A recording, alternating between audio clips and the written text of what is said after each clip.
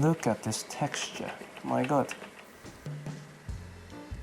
Today, we're making Cajun Gumbo, staying true to its roots so you can make it your own. We start with the famous extra dark roux. A bit more than 1:1 fat to flour ratio, just to make the mixing a bit more fluid. We melt some lard, traditionally the fat of choice, which will also give us some subtle sweetness, but you can use any high smoke point neutral oil.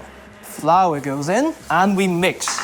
In the 1700s, the Cajuns brought the technique of roux making to Louisiana. A French roux back in the day was typically pale or blonde, used in classic sauces like bechamel or velouté. What happens in a traditional French roux is that the fat starts to coat the flour, and in turn, coating each starch granule of the flour, preventing clumping and cooking the flour to various degrees of doneness for various flavors. When you do introduce the liquid, the starch starts to swell, gelatinizing, thickening the sauce. In the process, in Louisiana, this evolved partly due to what was available, wild game, partly due to the lack of dairy, no butter, but mostly the need for flavor in a rustic, one-pot dish cooked over wood fires.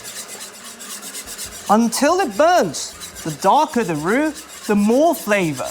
The browning brings deep, roasted, nutty flavor to the roux. But also, the darker the roux, the less thickening power. Heat breaks down starch, so we can forget about all the fancy terms we just mentioned. In the 1800s, gumbo in New Orleans evolved to include okra, its namesake, tomato, seafood, and filet powder.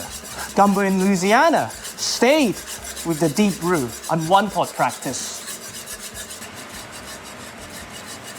In the 1900s, the dark roux became extra dark, maximum flavor, almost no thickening power. I suspect partly because cast iron became more readily available and cooks had more control to take it further. I mean, imagine having to do this with wood fires. And precisely because of control, we have the Holy Trinity next to us, prepped and ready to cool down the pan anytime. Once again, evolved from the French mirepoix.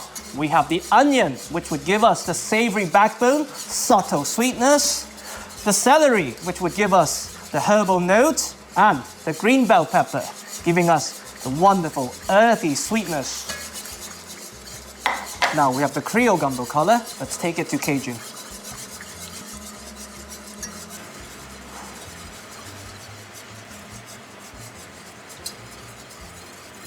Once you're nearly there, you lower the heat and let the residual heat of the cast iron take you there to have more control. You can take this further, just mindful of my smoke detector. The Holy Trinity, very carefully and away from you, goes in. It is very important to not declare victory just yet. You need to keep stirring to cool down the bottom of the pot to make sure it doesn't burn.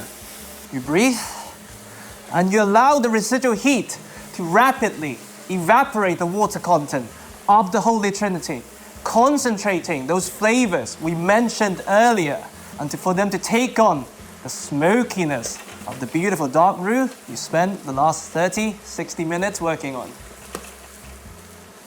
Once calmness has somewhat been restored, we crush a few garlic cloves to give us some savory depth and later some caramelized sweetness. And we do it in this order to not burn the sugar content from the garlic. Bay leaves go in slightly earlier than usual, just to get the fat-soluble flavors activated. And keeping it simple, a bit of cayenne pepper, just for some heat. Now we add our water. Even though eventually this would have almost minimal thickening power, before it's cooked down, we still do it gradually. Ice water to buy us a bit more time.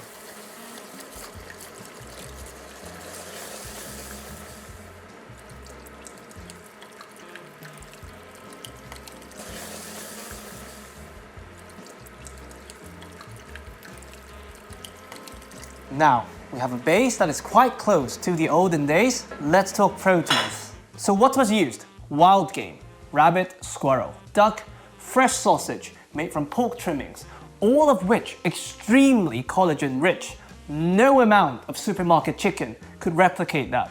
Of course, I'm not asking you to catch a squirrel or ditch the extremely tasty andouille sausage. But in the home kitchen, to mimic those flavors and the amount of collagen, we use duck legs. As much as I want to keep this truly one pot, with farm duck legs, you have to render out the fat before adding to the pot. Staying true to Cajun tradition, we're not searing them, merely keeping them in the oven at 160, 170 for about 45 minutes. Duck legs in. Save this for potatoes. And we have our smoky andouille.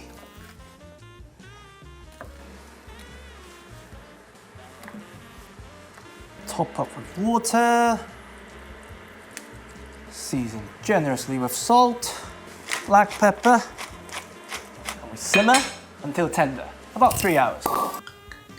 After 3 hours, you can see the roux has become much thinner, barely coating the back of the spoon. But we also know the collagen from the duck has broken down and our pot is now full of gelatin.